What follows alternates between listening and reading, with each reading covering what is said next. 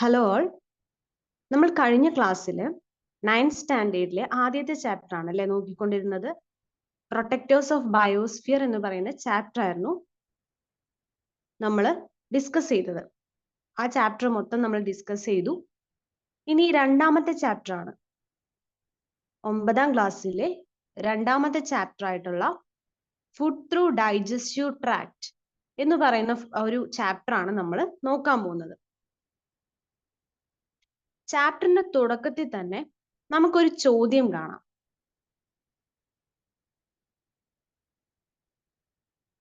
ആ ചോദ്യം ഇതാണ്, ഞാൻ വായിക്കാം. Plants which prepare and use food by themselves do not have a digestive system. Then why do we, who receive food from plants, have a digestive system? ഭക്ഷണം ഉണ്ടാക്കുന്ന, സ്വയം ഭക്ഷണം ഉണ്ടാക്കുന്ന, അതിന് സാധിക്കുന്ന പ്ലാന്റ്സിന് ഡൈജസ്റ്റീവ് സിസ്റ്റം ഇല്ല, അല്ലെങ്കിൽ ഒരു ദഹന വ്യവസ്ഥയില്ല. എങ്കിൽ പ്ലാന്റ്സിൽ നിന്നും ഫുഡ് നമ്മൾ പ്ലാന്റ്സിനെ ഫുഡാക്കി കഴിക്കുന്ന ആളുകളാണ് അല്ലെ, അല്ലെങ്കിൽ പ്ലാന്റ്സിൽ നിന്ന് നമ്മൾ ഭക്ഷണം സ്വീകരിക്കുന്ന ആളുകളാണ്. അങ്ങനെയുള്ള നമുക്ക് എന്തിനാണ് ഒരു ഡൈജസ്റ്റീവ് സിസ്റ്റം എന്നാണ് ആ കുട്ടിയുടെ സംശയം. ഇതുപോലെ നിങ്ങൾക്കും സംശയം ഉണ്ടായിട്ടുണ്ടോ, എന്തിനാണ് നമുക്കൊരു ഡൈജസ്റ്റീവ് സിസ്റ്റം എന്നുള്ളത്? എന്നാൽ നമുക്ക് എന്താണ് ഡൈജസ്റ്റീവ് സിസ്റ്റം, അതിന്റെ ഭാഗങ്ങൾ എന്തൊക്കെയാണ്, അതൊക്കെയാണ് ഈ ചാപ്റ്ററിൽ നമ്മൾ പഠിക്കാൻ പോകുന്നത്. അതിനു മുൻപായി നമ്മുടെ ഡെയിലി ആക്ടിവിറ്റീസിന് വേണ്ടിയിട്ടുള്ള ഊർജം നൽകുന്ന, അല്ലെങ്കിൽ നമ്മുടെ ശരീര വളർച്ചയ്ക്ക് സഹായകമാകുന്ന ചില ന്യൂട്രിയൻസിനെ പറ്റിയിട്ട് അവിടെ കൊടുത്തിട്ടുണ്ട്. നിങ്ങൾ 5ാം ക്ലാസ്സിൽ ഓൾറെഡി ഇതിനെ പറ്റിയെല്ലാം പഠിച്ചിട്ടുണ്ട് അല്ലെ. ബേസിക് ആയിട്ട് കുറെ കാര്യങ്ങൾ 5ാം ക്ലാസ്സിൽ തന്നെ നമ്മൾ പഠിച്ചിട്ടുണ്ട്. അതേപോലെ എങ്ങനെ ഇതൊക്കെ ടെസ്റ്റ് ചെയ്യാം, കാർബോഹൈഡ്രേറ്റും പ്രോട്ടീനും ഫാറ്റും എല്ലാം ടെസ്റ്റ് ചെയ്യുന്നതും അടക്കം എല്ലാ കാര്യങ്ങളും നിങ്ങൾ 5ൽ പഠിച്ചിട്ടുണ്ട്.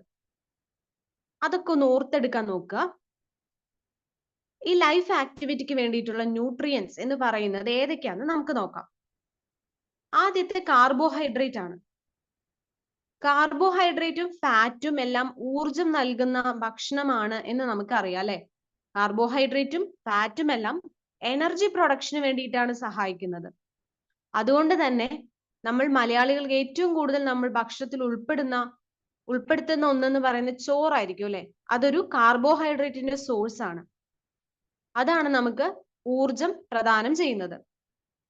അതേപോലെ ഫാറ്റ് എന്ന് പറയുമ്പോൾ എന്താ, ഓയിലിൽ വരുന്നു. അതേപോലെ ഗീ, ബട്ടർ, അതേപോലെ എണ്ണക്കുരുക്കൾ എന്ന് പറയുന്ന ഓയിൽ സീഡ്സിൽ വരുന്ന പോലെ. ഓയിൽ സീഡ്സ് എന്ന് പറയുമ്പോൾ സൺഫ്ലവർ സീഡുകളൊക്കെ നമുക്ക് പറയാം, അല്ലെങ്കിൽ ഗ്രൗണ്ട് നട്ട് എന്നൊക്കെ പറയുന്നത് എന്താണ്, അതിൽ നിന്നും എണ്ണ നമുക്ക് എടുക്കാൻ സാധിക്കുന്നു. ഇപ്പൊ സൺഫ്ലവർ സീഡ്സിൽ നിന്നും സൺഫ്ലവർ ഓയിൽ, ഗ്രൗണ്ട് നട്ടിൽ നിന്നും ഗ്രൗണ്ട് നട്ട് ഓയിൽ, മസ്റ്റർഡിൽ നിന്നും മസ്റ്റർഡ് ഓയിൽ എന്നൊക്കെ പറയുന്നത് നമുക്കറിയാം അല്ലെ. അതൊക്കെയാണ് എന്ത്, ഫാറ്റ് എന്ന് പറയുന്നതിൽ ഉൾപ്പെടുന്നത്. ഇപ്പൊ കാർബോഹൈഡ്രേറ്റ് എന്ന് പറയുന്നതിന്റെ എക്സാമ്പിൾ പറയുന്നത് ഉരുളക്കിഴങ്ങ് അല്ലെ, പൊട്ടാറ്റോ, റൈസ്, ടപ്പിയോക്ക എന്നൊക്കെ പറയുന്ന ട്യൂബേഴ്സിൽ വരുന്ന എല്ലാം എന്താണ്, ട്യൂബേഴ്സ് എന്ന് പറയുമ്പോൾ എന്താ, പൊട്ടാറ്റോ പോലുള്ള, ടപ്പിയോക്കോ പോലുള്ള ഇതെല്ലാം ട്യൂബേഴ്സ് എന്ന് പറയുന്ന ഫാമിലിയിലാണ്. അപ്പൊ ഇതെല്ലാം ഉൾപ്പെടുന്ന, ഇതെല്ലാം എന്താണ്, കാർബോഹൈഡ്രേറ്റ് ആണ് അടങ്ങിയിരിക്കുന്നത്. ഇനി നമുക്ക് പ്രോട്ടീൻ നോക്കാം. പ്രോട്ടീൻ എന്ന് പറയുന്നത് എന്താണ്? പ്രോട്ടീൻ എന്ന് പറയുന്നത് നമ്മുടെ ശരീരത്തിന്റെ വളർച്ചയ്ക്ക് വേണ്ടിയിട്ടുള്ള ഒരു ബോഡി ബിൽഡിംഗ് ഫുഡായിട്ടാണ് നമ്മൾ പ്രോട്ടീനെ കണക്കാക്കുന്നത് അല്ലെ. നമ്മുടെ ശരീരത്തിലെ ഗ്രോത്തിനും ഡെവലപ്മെന്റിനും, ഏറ്റവും സ്പെസിഫിക് ആയിട്ട് നമ്മൾ പറയുകയാണെങ്കിൽ ന്യൂ ബോൺ ബേബീസിലാണെങ്കിലും അതേപോലെ ടീനേജിലുള്ള പ്രായത്തിലുള്ള കുട്ടികളിലും ഗർഭിണികളിലും എല്ലാമാണ് അല്ലെ പ്രോട്ടീൻ എന്ന് പറയുന്നത്. ഗ്രോത്ത് ആൻഡ് ഡെവലപ്മെന്റിന് വേണ്ടി വളരെ അത്യാവശ്യമായിട്ടുള്ള ഒന്നാണ് പ്രോട്ടീൻ എന്ന് പറയുന്നത്. ഒരു മുറിവോ പൊള്ളലോ എന്തെങ്കിലും സംഭവിച്ച ഒരു സ്ഥലത്തെ ടിഷ്യൂസും എല്ലാം നശിച്ചു പോയാൽ അവിടെ പുതിയ ടിഷ്യൂകളും എല്ലാം വരാൻ വേണ്ടി സഹായിക്കുന്ന ഒന്നാണ് പ്രോട്ടീൻ എന്ന് പറയുന്നത്. അതായത് ഫോർമേഷൻ ഓഫ് ടിഷ്യൂ അല്ലെങ്കിൽ റിപ്പയർ ഓഫ് ദ ബോഡി എന്നൊക്കെ പറയുന്നത് പ്രോട്ടീന്റെ ഒരു ഫംഗ്ഷൻ ആണ്. മീറ്റിലും എഗ്ഗിലും മിൽക്കിലും നട്ട്സിലും അതേപോലെ പൾസസിലും എല്ലാം, മീറ്റിലുണ്ട്, എഗ്ഗിലുണ്ട്, മിൽക്കിൽ നമുക്ക് പ്രോട്ടീൻ ഉണ്ട്. ഏറ്റവും കൂടുതൽ പ്രോട്ടീൻ നമുക്ക് പൾസസിൽ കാണാൻ സാധിക്കും. അതിൽ ചെറുപയറിലൊക്കെ ഒരുപാട് പ്രോട്ടീൻ അടങ്ങിയിട്ടുണ്ട്. നട്ട്സിലാണെങ്കിലും ബദാം, വാൾനട്ട്, കാഷ്യൂനട്ട് എന്ന് പറയുന്നതിലെല്ലാം എന്തുണ്ട്? പ്രോട്ടീൻ അടങ്ങിയിട്ടുണ്ട്. ഒരാളിന്റെ വെയിറ്റിന് പെർ kgക്ക് 0.8 ഗ്രാം പ്രോട്ടീൻ ദിവസം കഴിക്കണം എന്നാണ് പറയുന്നത്. ഓക്കെ, അതായത് നിങ്ങളുടെ വെയിറ്റ് 1 കിലോ നിങ്ങളുടെ വെയിറ്റിന് 0.8 ഗ്രാം ആണ് പ്രോട്ടീൻ ഒരു ദിവസം കഴിക്കേണ്ടത്. ഇനി നമ്മൾ ഫാറ്റ് ഓൾറെഡി പറഞ്ഞു, ഊർജം ഉൽപ്പാദിപ്പിക്കുന്ന അല്ലെങ്കിൽ നമുക്ക് ഊർജം നൽകുന്ന ഫുഡാണ്. ഫോർ എനർജി പ്രൊഡക്ഷന് വേണ്ടിയിട്ടാണ് നമ്മൾ ഫാറ്റ് അടങ്ങിയ ഭക്ഷണങ്ങൾ കഴിക്കുന്നത് എന്ന് പറഞ്ഞു. മീറ്റില്, ഓയിൽ സീഡില്, മിൽക്കില്, ഫിഷില് ഇതിലെല്ലാം ഫാറ്റ് അടങ്ങിയിട്ടുണ്ട്. ഇനി നിങ്ങൾക്ക് കാണുന്ന എന്താണ്? മിനറൽസ് എന്നുള്ളതാണ് അല്ലെ. മിനറൽസ് എന്ന് പറയുന്നത്, അതേപോലെ വൈറ്റമിൻസ് ആണെങ്കിലും മിനറൽസ് ആണെങ്കിലും എല്ലാം നമ്മളുടെ ശരീരത്തിൽ വളരെ കുറവ് അളവ് മാത്രമേ ആവശ്യമുള്ളൂ. അധികമായി നമുക്ക് കാർബോഹൈഡ്രേറ്റോ പ്രോട്ടീനോ അതൊന്നും പോലെ നമ്മുടെ ശരീരത്തിൽ ഒരുപാട് അളവില് മിനറൽസ് ആവശ്യമില്ല. എന്തൊക്കെയാണ് മിനറൽസ് എന്ന് പറയുന്നത്? സിങ്ക്, അയൺ, ഫോസ്ഫറസ്, കാൽഷ്യം എന്നൊക്കെ പറയുന്നതൊക്കെയാണ് മിനറൽസ്. മിനറൽസ് നമ്മളുടെ ഫിസിയോളജിക്കൽ ആക്ടിവിറ്റികളായിട്ടുള്ള ഡൈജഷൻ, സർക്കുലേഷൻ, റെസ്പിറേഷൻ എന്നൊക്കെ പറയുന്നത് എല്ലാം എന്താണ്? ഫിസിയോളജിക്കൽ ആക്ടിവിറ്റികളാണ് അല്ലെ. ഇതെല്ലാം നിയന്ത്രിക്കുന്നത് എന്താണ്? അല്ലെങ്കിൽ ഇതെല്ലാം നടത്താൻ സഹായകമാകുന്ന ഒന്നാണ് മിനറൽസ് എന്ന് പറയുന്നത്. നമുക്ക് മിനറൽസ് മിൽക്ക്, അതേപോലെ അംല എന്ന് പറയുന്ന നെല്ലിക്ക, ജാക്ക് ഫ്രൂട്ട്, മിൽക്ക്, കുറെ വെജിറ്റബിൾസിലെല്ലാം എന്തുണ്ട്? ഈ മിനറൽസ് കാണാൻ സാധിക്കും. നമുക്ക് അയൺ ഒക്കെ സ്പിനാച്ചിലൊക്കെ കൂടുതൽ കാണുന്നുണ്ട്. കാൽഷ്യം പാലിലൊക്കെ നല്ലപോലെ, മുട്ടയിലും പാലിലും എല്ലാം ഉണ്ട്. ഫോസ്ഫറസ് ആണെങ്കിൽ പഴങ്ങൾ, അതായത് പഴത്തിൽ അല്ലെ, ബനാനയിലൊക്കെ കൂടുതലായിട്ട് നമുക്ക് കാണാൻ സാധിക്കും. അതാണ് മിനറൽസിനെ പറ്റി പറയാനുള്ളത്. ഇനി അടുത്തത് വൈറ്റമിൻസ് ആണ്. വൈറ്റമിൻസ് എന്ന് പറയുന്നത് മിനറൽസിനെ പോലെ തന്നെ ഞാൻ പറഞ്ഞു, മിനറൽസും വൈറ്റമിൻസും എല്ലാം വളരെ കുറഞ്ഞ അളവിൽ മാത്രമേ നമുക്ക് ആവശ്യമുള്ളൂ. നമ്മുടെ ശരീരത്തിൽ വളരെ കുറഞ്ഞ അളവിൽ വൈറ്റമിൻസും മിനറൽസും ആവശ്യമുള്ളൂ.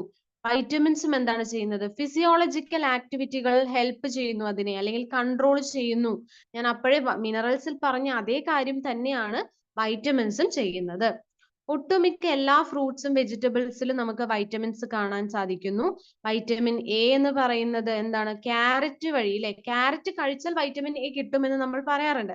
പക്ഷേ ക്യാരറ്റിൽ കരോട്ടിൻ എന്ന് പറയുന്ന പിഗ്മെന്റിന്റെ ഫോമിലാണ് വൈറ്റമിൻ എ ഉള്ളത്. അല്ലെങ്കിൽ അതായത് കരോട്ടിൻ എന്ന് പറയുന്ന ഫോമിലാണ് ക്യാരറ്റില് ഉള്ളത്. കാരോട്ടിൻ എന്ന് പറയുന്ന ഫോം ആണ് ഇതിലുള്ളത്. ആ കാരോട്ടിൻ എന്ന് പറയുന്നത് ലിവറിൽ വെച്ചാണ് വൈറ്റമിൻ എ ആയി മാറുന്നത്. അപ്പൊ ക്യാരറ്റ് കഴിക്കണം, എന്നാൽ മാത്രമേ നമ്മുടെ ശരീരത്തിൽ വൈറ്റമിൻ എ ഉണ്ടാവുകയുള്ളൂ.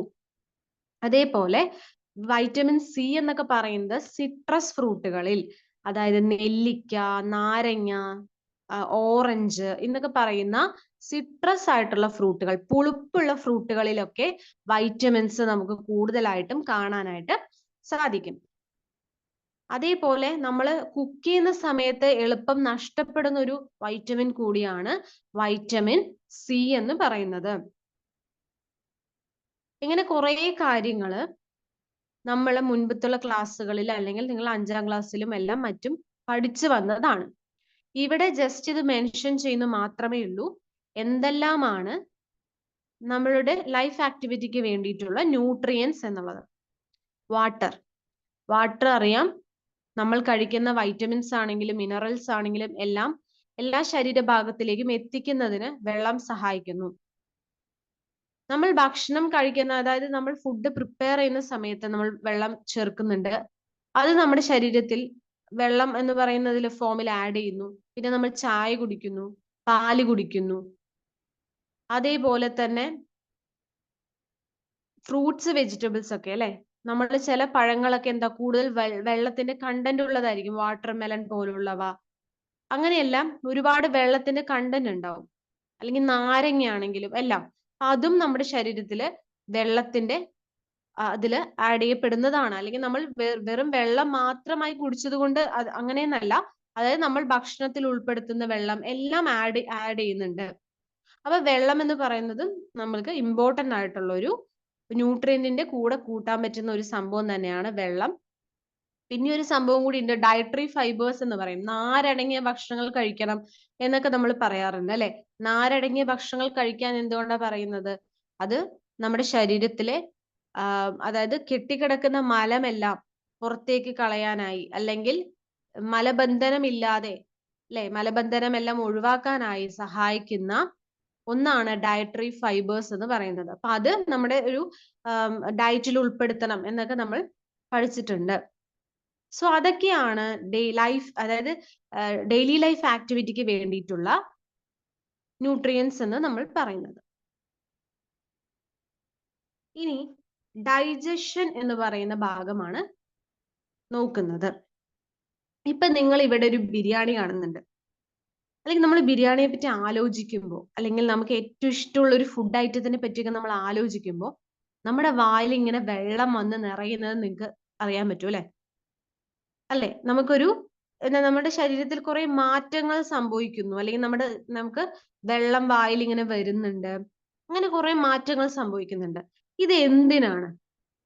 ഇത് ഡൈജഷൻ എന്ന് പറയുന്ന പ്രോസസ്സിന്റെ തുടക്കമാണ് എന്ന് നമുക്ക് പറയാം. നമ്മൾ കഴിക്കുന്ന ഫുഡ്, ഇപ്പൊ നിങ്ങൾ കാണുന്ന ഈ ബിരിയാണി ഇതേപോലെ നമ്മുടെ ശരീരത്തിൽ സ്വീകരിക്കപ്പെടുകയല്ല അല്ലെ. നമ്മൾ അതിനെ എന്ത് ചെയ്യുന്നു? കുറച്ചതിനെ എടുത്ത് വായിലോട്ട് വെച്ച് നല്ലപോലെ ചവച്ചരച്ച് അത് ഇറക്കുന്നു. പക്ഷെ അത് ഇറക്കുന്ന സമയത്ത് അത് ഏതെല്ലാം ഭാഗങ്ങളിലൂടെയാണ് പോകുന്നത് എന്നതിന്റെ ആ ഒരു സഞ്ചാരപാത എന്ന് പറയുന്നതാണ് നമ്മൾ ഈ ചാപ്റ്ററിൽ പഠിക്കാൻ പോകുന്നത്. നമ്മൾ കഴിക്കുന്ന ഭക്ഷണം വലിയ കോംപ്ലക്സ് ആയിട്ടുള്ള ഫുഡ് മെറ്റീരിയലിനെ സിമ്പിൾ അബ്സോർബിൾ ഫോമിലേക്ക് മാറ്റുന്നു. വളരെ കോംപ്ലക്സ് ആയിട്ടുള്ള ഫുഡ് മെറ്റീരിയലിനെ, സങ്കീർണമായ ഭക്ഷണ പദാർത്ഥത്തെ വളരെ ലളിതമായ ഒരു അബ്സോർബിൾ ഫോമിലേക്ക്, ലളിതമായ ഒരു ഫോമിലേക്ക് മാറ്റുന്ന ഒരു പ്രോസസ്സിനെയാണ് നമ്മൾ ഡൈജഷൻ അല്ലെങ്കിൽ ദഹനം എന്ന് പറയുന്നത്. ഓക്കെ, എളുപ്പത്തിൽ അബ്സോർബ് ചെയ്യാൻ പറ്റുന്ന ഫോമിലേക്ക് സങ്കീർണമായ അല്ലെങ്കിൽ കോംപ്ലക്സ് ആയിട്ടുള്ള ഫുഡ് മെറ്റീരിയലിനെ മാറ്റുന്നു, സിമ്പിൾ ആയിട്ട് മാറ്റുന്നു. പെട്ടെന്ന് അബ്സോർബ് ചെയ്യാൻ വേണ്ടി പറ്റുന്ന ഒരു ഫോമിലേക്ക് പെട്ടെന്ന് ആഗിരണം ചെയ്യാൻ പറ്റുന്ന അല്ലെ, അതായത് ബോഡിയിലേക്ക് പെട്ടെന്ന് ഇതിന്റെ ന്യൂട്രിയൻസ് ഒക്കെ പെട്ടെന്ന് എത്തിക്കാനുള്ള ഫോമിലേക്ക്, അല്ലെങ്കിൽ ചെറിയ ചെറിയ കണികകളാക്കി മാറ്റുന്ന പ്രോസസ്സാണ് ഡൈജഷൻ എന്ന് പറയുന്നത്. അപ്പൊ നമ്മൾ ഏതെല്ലാം ഭാഗങ്ങളിലൂടെയാണ്, നമുക്കറിയാം വായിലോട്ട് നമ്മൾ വെക്കുന്നു, അത് കുറെ ഭാഗങ്ങളിലൂടെ ഇറങ്ങി പോയി അത് സ്റ്റൊമക്കിൽ എത്തുന്നു, അതിനുശേഷം എന്തൊക്കെ സംഭവിക്കുന്നു എന്നുള്ളതിനെ പറ്റിയാണ് നമ്മൾ പഠിക്കാൻ പോകുന്നത്. അപ്പൊ നമുക്ക് നോക്കാം എന്തെല്ലാമാണ് ഒരു ഹ്യൂമൻ ഡൈജസ്റ്റീവ് സിസ്റ്റത്തിൽ ഉൾപ്പെടുന്ന ഭാഗങ്ങൾ എന്നുള്ളത് ആദ്യം നോക്കാം. എന്നിട്ട് നമ്മൾ ഓരോരോ ഭാഗങ്ങളിലും എന്തൊക്കെയാണ് സംഭവിക്കുന്നത് ഭക്ഷണത്തിന് എന്നാണ് നോക്കാൻ പോകുന്നത്. ഓക്കെ, അപ്പൊ ഹ്യൂമൻ ഡൈജസ്റ്റീവ് സിസ്റ്റം.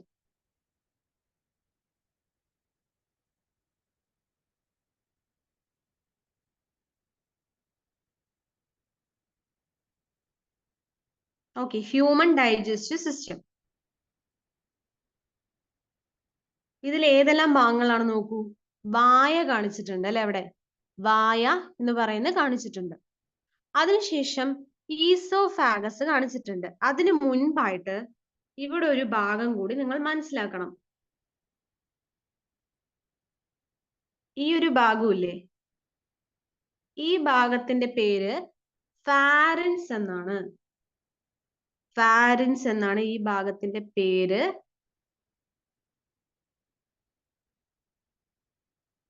ഫാരൻസ് എന്നാണ് ഈ ഭാഗത്തിന്റെ പേര്. അപ്പൊ ആ ഫാരൻസ് എന്ന് പറയുന്ന ഭാഗം കൂടി എന്ത് ചെയ്യണം, ജസ്റ്റ് അത് മനസ്സിലാക്കുക. നമ്മൾ അതിനെ പറ്റിയിട്ട് ആ ഫാരൻസ് എന്താന്നുള്ള വൃത്തിയായി പഠിക്കുന്നുണ്ട്. ജസ്റ്റ് ആ ഒരു ഭാഗം ഫാരൻസ് ആണ് എന്ന് നമ്മൾ ഒന്ന് മനസ്സിലാക്കി വെക്കുക. അതിനുശേഷം ഈസോഫാഗസ് ഉണ്ട്. പിന്നെ നമുക്ക് ആമാശയം എന്ന് പറയുന്നത് കാണാൻ സാധിക്കുന്നുണ്ട് അല്ലെ, ആമാശയം. ഓക്കെ, ഈസോഫാഗസ് ഇതിലിങ്ങനെ ഇറങ്ങി വന്ന് പിന്നെ അത് പോകുന്നത് ആമാശയത്തിലേക്കാണ്. ആമാശയം കഴിഞ്ഞാൽ ചെറുകുടലാണ് കാണുന്നത്. സ്മോൾ ഇൻറ്റെസ്റ്റൈൻ എന്ന് പറയുന്ന ഭാഗം കാണുന്നു. പിന്നെ ലാർജ് ഇൻറ്റെസ്റ്റൈൻ അല്ലെ, ലാർജ് ഇൻറ്റെസ്റ്റൈൻ. പിന്നെ വരുന്നത് മലാശയം എന്ന് പറയുന്ന റക്റ്റമാണ് നമുക്ക് കാണാനായിട്ട് സാധിക്കുന്നത്. ഓക്കെ, ഇത്രയുമാണ് ഒരു ഹ്യൂമൻ ഡൈജസ്റ്റീവ് സിസ്റ്റം എന്ന് പറയുന്നതിൽ ഉൾപ്പെടുന്ന ഭാഗങ്ങൾ എന്ന് നമുക്ക് പറയാം. ഇതാണ് ഹ്യൂമൻ ഡൈജസ്റ്റീവ് സിസ്റ്റം. ഇതിൽ ഓരോരോ സ്ഥലത്തും ഇപ്പൊ വായിൽ വെച്ച് എന്തെല്ലാം ഒരു ഭക്ഷണത്തിന് പറ്റുന്നു, അതിനുശേഷം അത് ഫാരൻസ് എന്ന് പറയുന്നത് എന്താണ്, ഭക്ഷണത്തില് ഫാരൻസ് എന്ന് പറയുന്ന ഭാഗത്തിന്റെ പ്രസക്തി എന്താണ്, നമ്മൾ ഭക്ഷണം കഴിക്കുമ്പോൾ അവിടെ ഫാരൻസ് എന്താണ് ചെയ്യുന്നത്, അതിനുശേഷം ഈസോഫാഗസ് എന്താണ്, ഭക്ഷണത്തിന് എന്താണ് ചെയ്യുന്നത്, അതിലൂടെ വല്ല ദഹനം നടക്കുന്നുണ്ടോ എന്നുള്ളതൊക്കെ നമ്മൾ നോക്കുന്നുണ്ട്. അതിനുശേഷം അത് എത്തുന്നത് നേരെ എവിടേക്കാണ്, ആമാശയത്തിലേക്കാണ്. ആമാശയത്തിൽ വെച്ച് ഭക്ഷണത്തിന് എന്തെല്ലാം മാറ്റങ്ങളാണ് വരുന്നത്, അതിനുശേഷം അത് ചെറുകുടലിലേക്ക് എത്തുന്നു. അപ്പൊ ചെറുകുടലിൽ വെച്ച് ഭക്ഷണത്തിന് എന്ത് സംഭവിക്കുന്നു, ശേഷം അത് വൻകുടലിൽ എത്തുന്നു. വൻകുടലിൽ എത്തി അത് പിന്നീട് എന്താണ്, അൺഡൈജസ്റ്റഡ് ആയിട്ടുള്ള ഫുഡ് അല്ലെ, ദഹിക്കാത്ത ഭക്ഷണം മലാശയത്തിൽ സ്റ്റോർ ചെയ്ത് മലദ്വാരത്തിലൂടെ അല്ലെങ്കിൽ ആനസിലൂടെ അത് പുറത്തേക്ക് പോവുകയാണ് ചെയ്യുന്നത്. ഓക്കെ, മലദ്വാരം കൂടി ഉണ്ട് കേട്ടോ, അതുകൂടി ഈ ഒരു ഭാഗത്തിൽ നമ്മൾ പറയേണ്ടതുണ്ട്. അപ്പൊ ഇത്രയും കാര്യങ്ങളാണ് ഒരു ഹ്യൂമൻ ഡൈജസ്റ്റീവ് സിസ്റ്റം എന്ന് പറയുന്നതിന്റെ ഭാഗങ്ങൾ.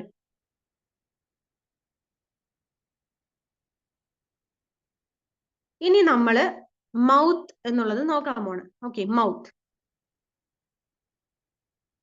ഓക്കെ, നമ്മൾ ഈ മൗത്ത് നിങ്ങൾ കാണുമ്പോൾ നിങ്ങൾക്ക് എന്തൊക്കെ കാണാൻ പറ്റുന്നുണ്ട്, അതിൽ പല്ലുണ്ട്, അതുപോലെ നാക്കുണ്ട്, പിന്നെന്താണ്, ഉമിനീര് അല്ലെ. നമ്മളൊരു ഭക്ഷണ സാധനം, നമുക്ക് ഇഷ്ടമുള്ള ഒരു ഭക്ഷണ സാധനത്തെ പറ്റി ഓർക്കുകയോ അല്ലെങ്കിൽ നമ്മുടെ ഫ്രണ്ടിൽ കൊണ്ട് വെക്കുകയോ ഒക്കെ ചെയ്തു കഴിഞ്ഞാൽ നമുക്ക് എന്താണ്, നമ്മുടെ വായിൽ നിന്നും ഉമിനീര് വരുന്നത് നമുക്ക് അറിയാനായിട്ട് സാധിക്കും.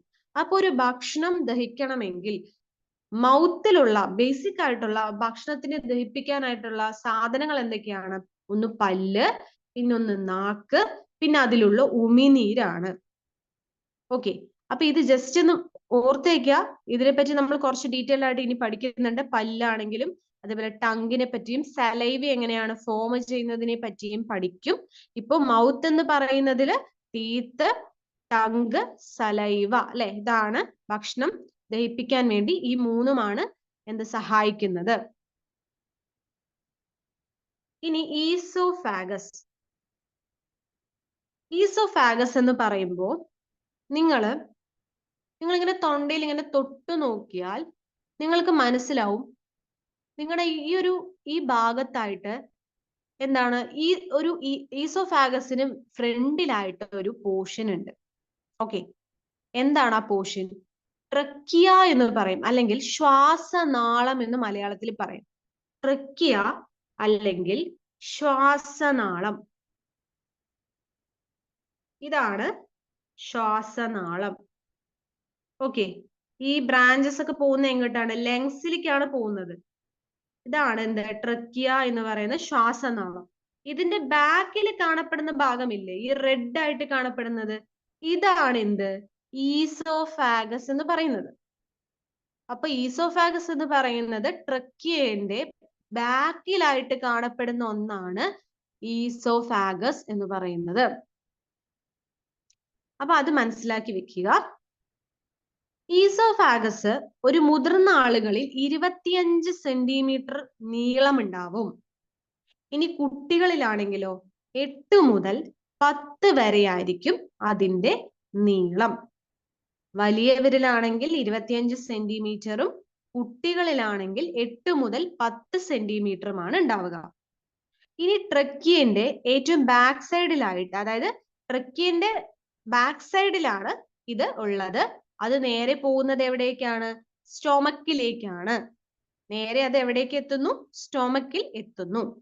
അതാണ് ഈസോഫാഗസ് എന്നതിനെ കുറിച്ച് പഠിക്കാനുള്ളത്. അപ്പൊ അതിന്റെ എത്ര സെന്റിമീറ്റർ നീളമാണ് അഡൽട്സിലുള്ളതെന്ന് ഓർത്ത് വെക്കണം, 25 സെന്റിമീറ്റർ. പിന്നെ എത്ര നീളമാണ് കുട്ടികളിൽ ഉണ്ടാവുക, 8 മുതൽ 10 സെന്റിമീറ്റർ. ട്രക്കിയന്റെ ബാക്ക് സൈഡിലായിട്ട് ആണ് നമുക്ക് കാണാൻ സാധിക്കുക ഈസോഫാഗസ്. അത് നേരിട്ട് എവിടേക്ക് എൻ്റർ ചെയ്യുന്നു, സ്റ്റൊമക്കിലേക്ക് എൻ്റർ ചെയ്യുന്നു. ഇത്രയും കാര്യങ്ങൾ മനസ്സിലാക്കി വെക്കണം ഈസോഫാഗസിനെ കുറിച്ച്.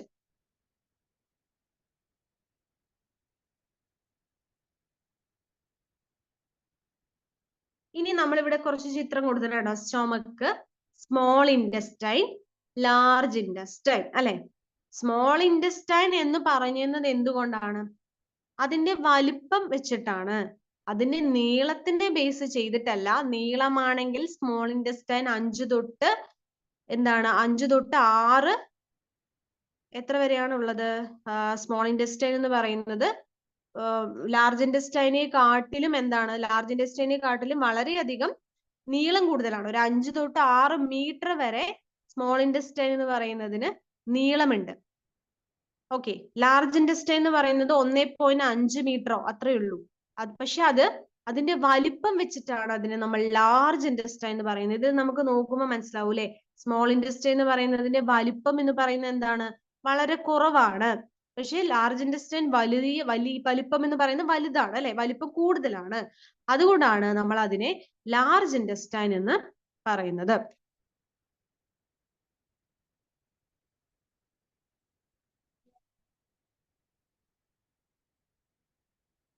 ഓക്കെ, അപ്പൊ ജസ്റ്റ് ഈ ചിത്രം ഒന്ന് നോക്കി വെക്കാൻ വേണ്ടി ഉൾപ്പെടുത്തി എന്ന് മാത്രമേ ഉള്ളൂ. ഇനി നിങ്ങളുടെ സ്ക്രീനിൽ മൂന്ന് ഭക്ഷണ പദാർത്ഥം നിങ്ങൾക്ക് കാണാൻ സാധിക്കും. ഒന്ന് എന്താണ്? ചോറാണ്. മറ്റേത് ചിക്കൻ പീസ് ആണ് അല്ലെ. ഒരു ഫ്രൈ ചെയ്തൊരു ചിക്കൻ കാലാണ് നിങ്ങൾക്ക് കാണാൻ പറ്റുന്നത്. പിന്നെ പഴം ആണ് ഉള്ളത്, ബനാന. ഇത് മൂന്നും നമ്മൾ കഴിക്കുന്നതിൽ എന്തെങ്കിലും വ്യത്യാസമുണ്ടോ? നമ്മൾ ചോറാണെങ്കിൽ എങ്ങനെയാണ് കഴിക്കുക? ചവച്ച് അരച്ച് കഴിക്കുന്നു. ഇനി ചിക്കൻ പീസ് ആണെങ്കിൽ എങ്ങനെയായിരിക്കും കഴിക്കുക? ചിക്കൻ പീസ് ആണെങ്കിൽ നമ്മൾ കടിച്ച് വലിച്ചു കഴിക്കുകയാണ് ചെയ്യുക. ഇനി പഴമാണെങ്കിൽ നമ്മൾ കഴിക്കുന്നത് എങ്ങനെയാണ്? അത് കടിച്ച് നമ്മൾ സാധാ പോലെ കടിച്ചു കഴിക്കുന്നു അല്ലെ. അപ്പൊ ഈ മൂന്ന് ഭക്ഷണ സാധനങ്ങളും നമ്മൾ കഴിക്കുന്നതില് വ്യത്യാസമുണ്ട്. അല്ലെങ്കിൽ നമ്മൾ അത് കഴിക്കാൻ ഉപയോഗിച്ച പല്ലുകളും ഡിഫറെന്റ് ആണ്. ചോറാണെങ്കിൽ നമ്മൾ ഇങ്ങനെ പല്ലിന്റെ അറ്റത്തേക്ക് വെച്ച് നന്നായി ചവച്ചരച്ച് കഴിക്കുകയാണ് ചെയ്യുന്നത്. ചിക്കൻ കാലാണെങ്കിൽ നമ്മൾ ഈ സൈഡിലേക്ക് വെച്ചിട്ട് ഇങ്ങനെ കടിച്ചു പറിക്കുന്നു. പഴമാണെങ്കിൽ ഫ്രണ്ടിലെ പല്ലുകൾ ഉപയോഗിച്ച് കടിക്കുന്നു അല്ലെ. ഇങ്ങനെയാണ് നമ്മൾ ഈ മൂന്ന് ഭക്ഷണ സാധനങ്ങൾ കഴിക്കുക. അപ്പൊ അവയ്ക്ക് ഉപയോഗിച്ച പല്ലുകളിലും വ്യത്യാസമുണ്ടോ? അങ്ങനെയുള്ള പല്ലുകൾ നമ്മുടെ വായിൽ ഉണ്ടാവുമോ എന്നൊക്കെ നമുക്ക് നോക്കാം. ഡിഫറെന്റ് ടൈപ്സ് ഓഫ് ടീത്ത് എന്ന് പറയുന്നത് ഉണ്ടോ എന്ന് നമുക്ക് നോക്കാം. അപ്പൊ ഡിഫറെന്റ് ടൈപ്സ് ഓഫ് ടീത്ത്, എത്ര തരം ടീത്ത് ആണ് നമുക്കുള്ളത്? 4 തരം ടീത്തുകൾ ഉണ്ട്. Incisor, canine, premolar, molar. ഇനി മലയാളത്തിലാണെങ്കിൽ ഇൻസിസറും കാനൈനും അതേപോലെ തന്നെ. പ്രീമോളാറിനെ നമ്മൾ അഗ്രചർവണകം എന്നും മോളാറിനെ ചർവണകം എന്നുമാണ് പറയുക. അപ്പൊ 4 തരത്തിലുള്ള പല്ലുകളുണ്ട്. ഇൻസിസർ എന്ന് പറയുന്നത് ഉപയോഗിച്ചാണ് നമ്മൾ പഴം കഴിച്ചത്. പഴം കഴിക്കാൻ നമ്മൾ ഇൻസിസറാണ് ഉപയോഗിച്ചത്, ഫ്രണ്ടിലുള്ള പല്ലാണ് ഉപയോഗിച്ചത്. അത് നമ്മൾ കടിക്കാനും അല്ലെങ്കിൽ ഭക്ഷണത്തെ മുറിക്കാനുമാണ് ഉപയോഗിക്കുന്നത്. കടിച്ചു മുറിക്കാനാണ് ഉപയോഗിക്കുന്നത്. മേലെയും താഴെയുമായി 4 വീതം ഇൻസിസറുകളുണ്ട്. ടോട്ടൽ ഇൻസിസർ എന്ന് പറയുന്നത് അപ്പോൾ 8 എണ്ണമാണ്. മേലെയും താഴെയുമായി 8 ഇൻസിസേഴ്സ് ആണ്. അതായത് 4 എണ്ണം വീതം. മേലെ 4 ഇൻസിസേഴ്സ്, താഴെ 4 ഇൻസിസർ, ടോട്ടൽ 8 ഇൻസിസേഴ്സ് ആണ് നമുക്കുള്ളത്. അത് ബൈറ്റ് ചെയ്യാനും ഫുഡിനെ കട്ട് ചെയ്യാനും കടിക്കാനും അതിനെ മുറിക്കാനുമാണ് സഹായിക്കുന്നത്. ഇനി കാനൈൻ എന്ന് പറയുന്നത് help to tear the food. നമ്മൾ ചിക്കൻ കാല് കഴിച്ചത് എങ്ങനെയാണ്? നമ്മൾ ഫ്രണ്ടിൽ വെച്ചിട്ടല്ല ചിക്കൻ കാല് കഴിച്ചത്, ഇത്തിരി ചരിച്ചിട്ടാണ് അല്ലെ. ഇൻസിസറിന്റെ തൊട്ടിപ്പുറത്തായി 2 വീതം, മേലെ 2 താഴെ 2 വീതമാണ് കാനൈനുകൾ ഉള്ളത്.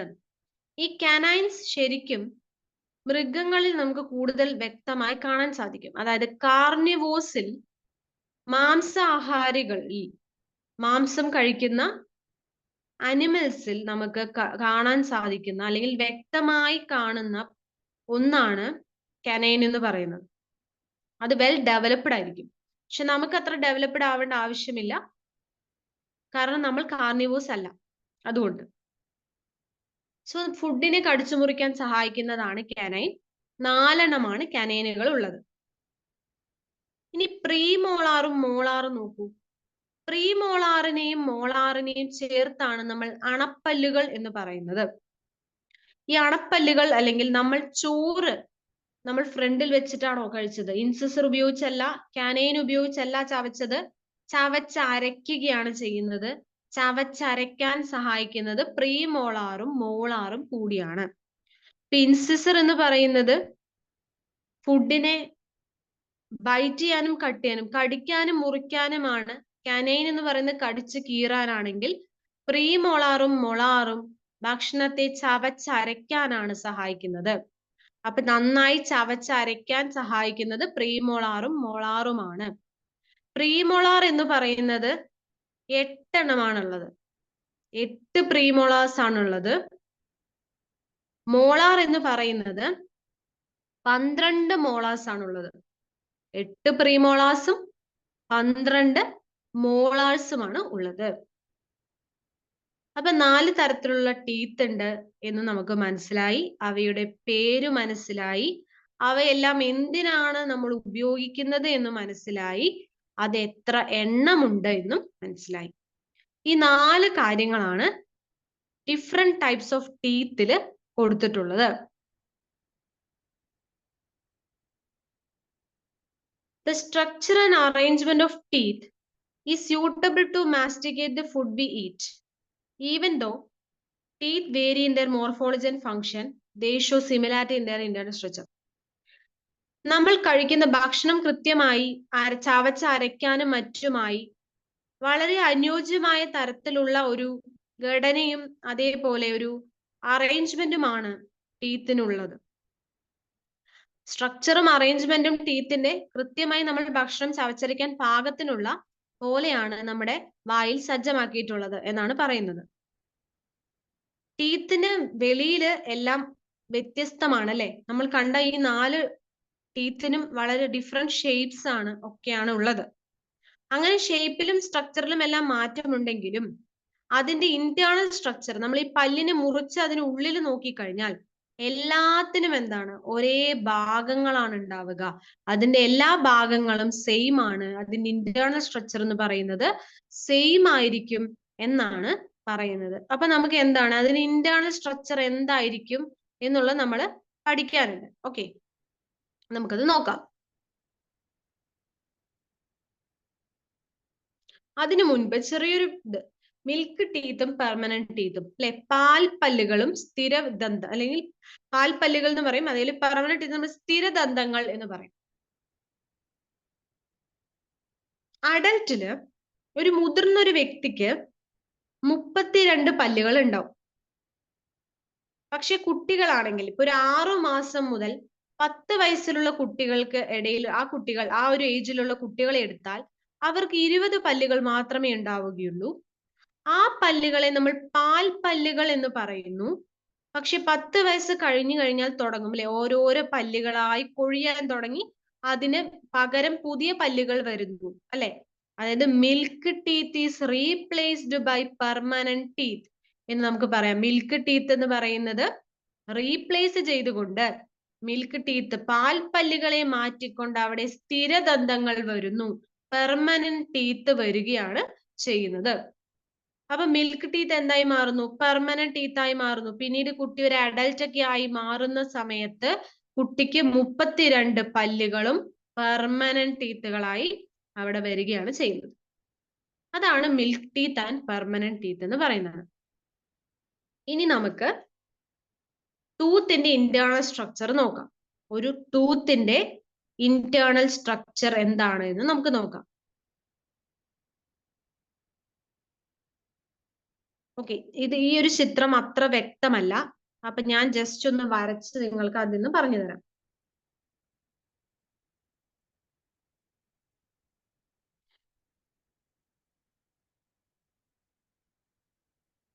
ഓക്കെ, ഇതൊരു ടൂത്ത് ആണ് എന്ന് വിചാരിക്കുക. അത്ര വൃത്തിയായി വന്നിട്ടില്ല. ഓക്കെ,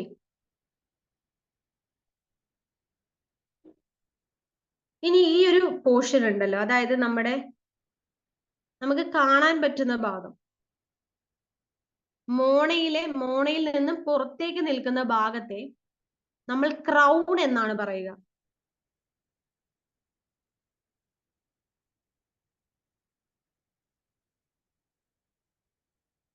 വലിയ കുഴപ്പമില്ല, അപ്പൊ നമുക്ക് അത് തന്നെ എടുക്കാം.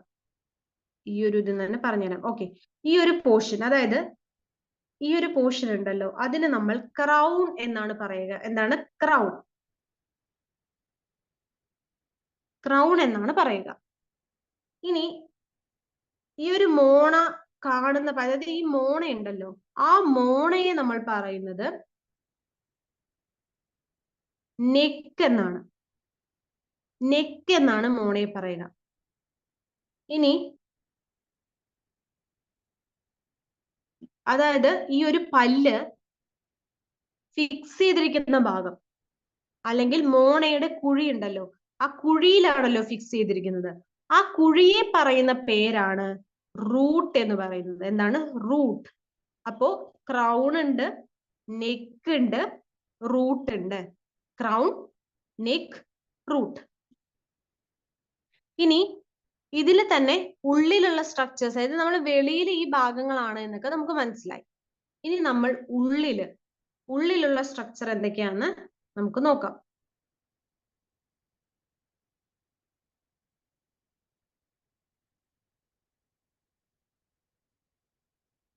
ഇതിൽ ആദ്യം കാണുന്നത് ഈ വെളുത്ത ഭാഗം, ഈ ഭാഗത്തെയാണ് നമ്മൾ ഇനാമൽ എന്ന് പറയുന്നത്.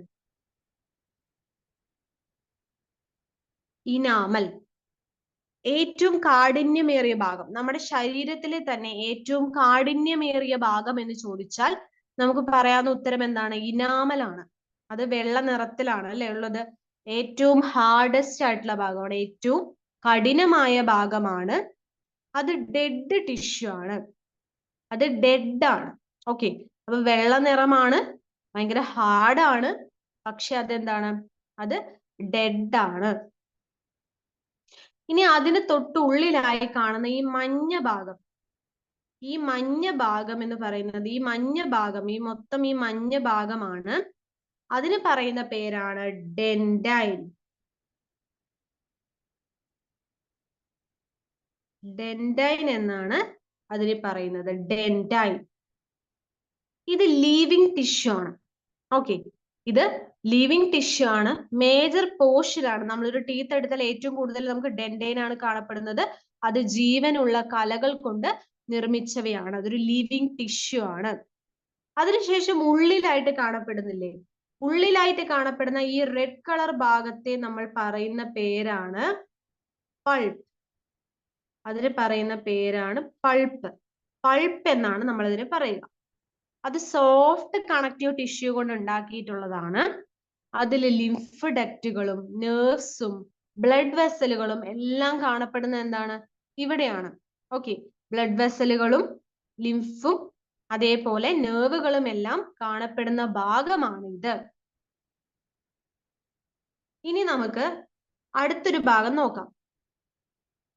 അടുത്ത ഭാഗം സിമന്റം എന്ന് പറയുന്ന ഭാഗമാണ്. ഈ ടൂത്തിനെ കൃത്യമായി, ഈ ഭാഗമാണ് സിമന്റം എന്ന് പറയുന്നത്. ഈ ഭാഗം എന്തുകൊണ്ടാണ് സിമന്റം എന്ന് പറയുന്നത്? അത് കൃത്യമായി ടീത്തിനെ ആ ഗമ്മിന്റെ സോക്കറ്റിൽ, സോക്കറ്റ് ഓഫ് ദ ഗമ്മിന്റെ സോക്കറ്റിൽ അല്ലെങ്കിൽ ആ കുഴിയില് കൃത്യമായി പിടിച്ചു നിർത്താൻ കഴിവുള്ള ഒരു കണക്റ്റീവ് ടിഷ്യൂ, കാൽഷ്യം അടങ്ങിയിരിക്കുന്ന ഒരു കണക്റ്റീവ് ടിഷ്യൂ ആണ് സിമന്റം എന്ന് പറയുന്നത്. സിമന്റം, സിമന്റം, സിമന്റം എന്നാണ് അതിന് പറയാം. സിമന്റം. ഓക്കെ, അപ്പോ ഇനാമൽ, ഡെൻഡൈൻ, പൾപ്പ്, സിമന്റം. ഇതാണ് ഒരു ടീത്തിന്റെ ഇന്റേണൽ സ്ട്രക്ചർ ആയിട്ട് നമുക്ക് പറയാനായിട്ട് സാധിക്കുക. ഇത്രയും ഭാഗങ്ങളാണ് അതിലുള്ളത്.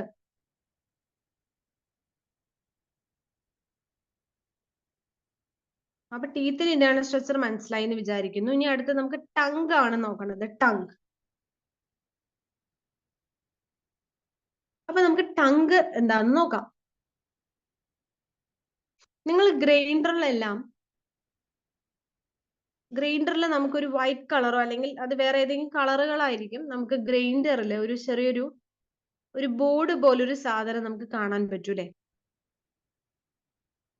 അത് എപ്പോഴും നമ്മൾ ഈ എന്തെങ്കിലും അതായത് ഉഴുന്നോ അല്ലെങ്കിൽ അരിയോ ഒക്കെ ഇട്ട് കഴിയുന്ന സമയത്ത് അത് കൃത്യമായി അത് കല്ലിലേക്ക് ഈ ഇതിനെല്ലാം അടുപ്പിക്കാൻ വേണ്ടി, അല്ലെങ്കിൽ അത് കൃത്യമായി കല്ലിലേക്ക് തന്നെ നമ്മൾ ഇടുന്ന ഉഴുന്നാണെങ്കിലും അരിയാണെങ്കിലും എല്ലാം എത്തിക്കുന്ന തരത്തിലാണ് ആ ഒരു വൈറ്റ് ഒരു ബോർഡ് വെച്ചിട്ടുള്ളത്. അത് എന്തിനാന്ന് വെച്ചാൽ ഇത് കൃത്യമായിട്ട് ആ കല്ലിലേക്ക് തന്നെ ഇതിനെ കൃത്യമായി അത് തള്ളി കൊടുക്കുകയാണ് ചെയ്യുന്നത്. അതേപോലെയാണ് നമ്മുടെ വായിലെ ടങ് എന്ന് പറയുന്നത്, നാക്ക് എന്ന് പറയുന്നത്. അതായത് ഭക്ഷണത്തെ പല്ലിലേക്ക് കൃത്യമായി എത്തിക്കുന്നതിന് നമുക്ക് ടങ് വേണം. അല്ലെങ്കിൽ കൃത്യമായി മാസ്റ്റിക്കേറ്റ് ചെയ്യാൻ, ഫുഡിനെ കൃത്യമായി മാസ്റ്റിക്കേറ്റ് ചെയ്യാൻ ടീത്തിനെ സഹായിക്കുന്നു. The tongue helps teeth to masticate food materials. അപ്പൊ ആ ഗ്രൈൻഡർ എന്ന് പറഞ്ഞ് ഉദ്ദേശിച്ചത് ഇതാണ്. അതായത് ഗ്രൈൻഡറിൽ ആ ബോർഡ് എന്താണോ പണി ചെയ്യുന്നത്, അതുപോലെ നമ്മളുടെ വായില് ടങ് ആ ജോലിയാണ് ചെയ്യുന്നത്. ഫുഡ് മെറ്റീരിയലിനെ മാസ്റ്റിക്കേറ്റ് ചെയ്യാൻ ടീത്തിനെ സഹായിക്കുന്നു. എന്നിട്ട് അത് ഉമിനീരുമായി കലർത്താനും സഹായിക്കുന്നുണ്ട് ടങ്. അപ്പൊ ഉമിനീരുമായി ഭക്ഷണത്തെ കലർത്താനും ഭക്ഷണത്തെ നന്നായിട്ട് മാസ്റ്റിക്കേറ്റ് ചെയ്യാൻ അല്ലെങ്കിൽ നന്നായി ചവച്ചരയ്ക്കാൻ ടീത്തിനെ സഹായിക്കുന്നതും എന്താണ്? ടങ് ആണ്. ഇനി നിങ്ങൾക്ക് ഈ ടങ്ങില് കുറെ അധികം ടേസ്റ്റ് ബഡ്സ് നിങ്ങൾക്ക് അറിയാലോ. ചെറിയ ചെറിയ മുകുളങ്ങൾ ഇങ്ങനെ കാണാനായിട്ട് സാധിക്കും. ചെറിയ ഇങ്ങനെ പ്രൊജക്ഷൻസ് നിങ്ങൾക്ക് കാണാൻ പറ്റൂലേ. കുഞ്ഞു പ്രൊജക്ഷൻസ് ഇങ്ങനെ ഒരു ചെറിയ പ്രൊജക്ഷൻസ് ടങ്ങിൽ എന്ത് ചെയ്യാൻ പറ്റും? കാണാനായിട്ട് സാധിക്കും. അതിന് പറയുന്ന പേര് ടേസ്റ്റ് ബഡ്സ് എന്നാണ്. Taste buds. ആ ടേസ്റ്റ് ബഡ്സ് ആണ് നമുക്ക് ഭക്ഷണം കഴിക്കുമ്പോൾ അതിലെ ടേസ്റ്റുകളൊക്കെ അറിയാൻ സഹായിക്കുന്ന എന്താണ്? ടേസ്റ്റ് ബഡ്സ് ആണ്. അപ്പൊ നമുക്ക് ടേസ്റ്റ് ബഡ്സ് എന്ന് പറയുന്നത് ഇല്ല എന്നുണ്ടെങ്കിൽ എന്ത് സംഭവിക്കും? നമ്മുടെ ഭക്ഷണത്തിന് ടേസ്റ്റ് ഒന്നും ഉണ്ടാവില്ല അല്ലെ. ഈ പനിയുള്ള സമയത്തൊന്നും നമുക്ക് എന്താണ്, ഈ ഭക്ഷണം കഴിക്കുന്ന സമയത്ത് ടേസ്റ്റ് ഒന്നും അറിയാത്തൊരു അവസ്ഥയിലേക്ക് വരും അല്ലെ. ഈ ടേസ്റ്റ് ബഡ്സ് ഒന്നും നേരെ ജോലി ചെയ്യാത്ത സമയമാണ് നമ്മൾ ഈ ഭക്ഷണം കഴിക്കുന്ന സമയത്ത് അതൊന്നും അറിയാതിരിക്കുന്നത്. അപ്പൊ ടേസ്റ്റ് ബഡ്സ് ഉണ്ടെങ്കിൽ നമ്മൾ കഴിക്കുന്ന ഭക്ഷണങ്ങൾക്കൊക്കെ എന്താണ്, രുചി നമുക്ക് തോന്നുകയുള്ളൂ. അപ്പൊ ടേസ്റ്റ് സെൻസ് ചെയ്യാനാണ് ടേസ്റ്റ് ബഡ്സ് എന്നുള്ളത് അവിടെയുള്ളത്.